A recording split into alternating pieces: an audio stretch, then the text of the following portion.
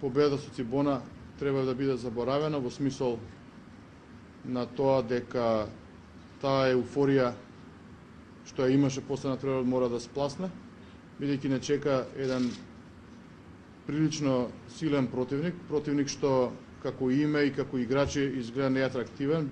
Меѓутоа, тоа е екипа која е одлично тренирана, која минатата година заврши 5-то место и воопшто не е наивна. Направивме едно изненадување, почнавме со успех настапот во АБА лигата, меѓутоа утре е нов натпревар и независно што било во Загреб, утре треба да почнеме со уште поголема мотивација и со уште подобар пристап од оно што го имавме во Загреб.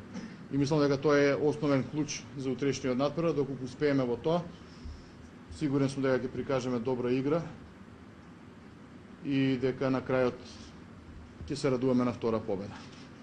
Јас сум стигao прije 2 dana, знам где сум дошao и знам кој дрес носим. Стигнав пред 2 дена во Скопје, знам каде дојдов и чиј дрес ќе носам. МЗТ е еден од најдобрите клубови во Македонија, што за мене е голема чест и задоволство што ќе играм во голем клуб. Задоволен сум што ќе играм тука и ќе настапувам во Јадранската лига.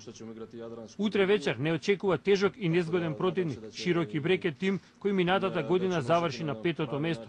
Годинава се малку послаби, но сигурно мотивирани доаѓаат во Скопје да одиграат што подобро. Но ние сме тука и со помош на полна сала се надевам дека ќе оствариме уште еден успех во АБА лигата.